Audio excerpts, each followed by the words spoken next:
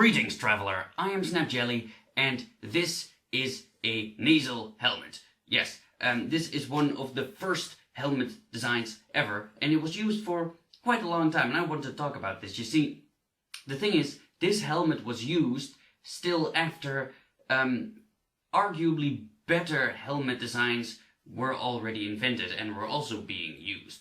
It's a very simplistic design, as you can see. It's just, a little helmet, and after a while people were like, you know what, I don't like having a broken nose all the time, so I'm gonna add a little nose guard, and well, there you go, the nasal helmet. Yeah, people look at this helmet and they go like, that's not a very good helmet, is it? It doesn't protect as much as a great helmet does, for example, so why would people voluntarily wear something like this? Well, the thing is, it protects you a lot more than it would seem. I mean, this nose guard, it doesn't protect just your nose. You see, imagine having a helmet like this without the nose guard, right? Just a little top right there, and then a strap, and it goes around here to keep it in place, and you get a horizontal strike, swoosh, right across your face. That would cut the top of your head off. And well, I'm just gonna go on a whim and say that you're dead because of that. Now, with this nose guard, if the sword hits you directly perpendicular to your head like that, then that's still gonna dig halfway into your face, and then you would still die. But if the attack comes at you at a very slight angle, then it might actually save your life. You see, why did I take it off? I'm gonna put it on again. There you go. Am I handsome? Am I handsome right now? Stay. You see, if a sword blow hits me on the side of the face, right there, then that's gonna hit the nose guard, right? Now it's not gonna stop the blade right there, because no matter how tight you strap this thing on, this is gonna wiggle a little bit. So this is gonna bend, and the sword is gonna hit the side of my face right there.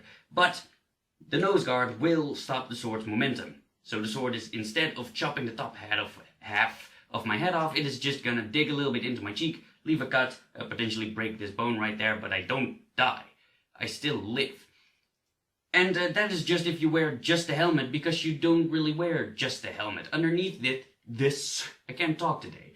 Underneath this, you are supposed to wear a mail coif and padding under the mail, of course. Which, if you have all of that, it would basically leave you completely protected. For an attack like that, of course. I mean, it still leaves holes, and you can get stabbed in the holes. The helmet, it's not perfect, of course. But because, there's eye holes, your face is practically exposed. If you get stabbed here, you're still dead. There are holes in it, and if there are holes, you can get stabbed in those holes, and then you die. The bigger those holes are, the easier it is for your opponent to stab in them. But regardless, just imagine me having some mail underneath this, right? Same thing happens. The sword, boom, hits me there, and it hits my cheek still, right there. I don't know if you can see that, but it hits my cheek. The nose guard, it will stop the sword's momentum.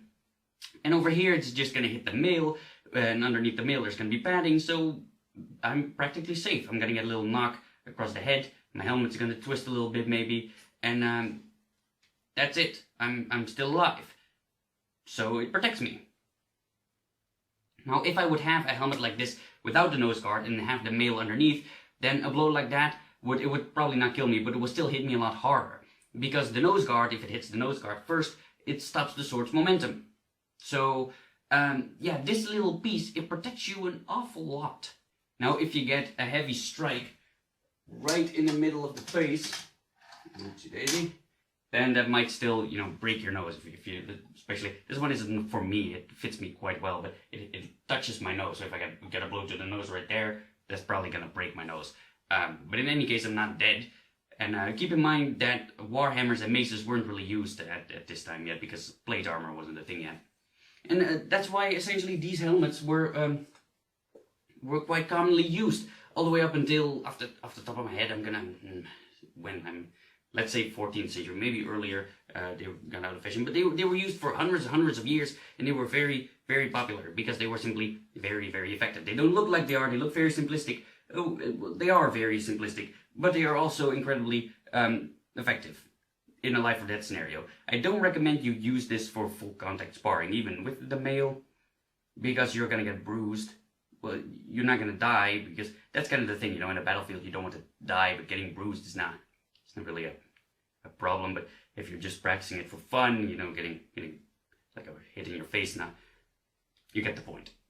And they also had their developments, of course. They developed in this thing. For example, this is most commonly referred to as a spectacle helmet, as far as I'm aware. I don't know if that's the official name or if it has an official name, but that's usually what I call it. And it's the exact same principle. You have like this with it, but you know these things are attached to it. It's an awful lot bigger. This one does not fit me.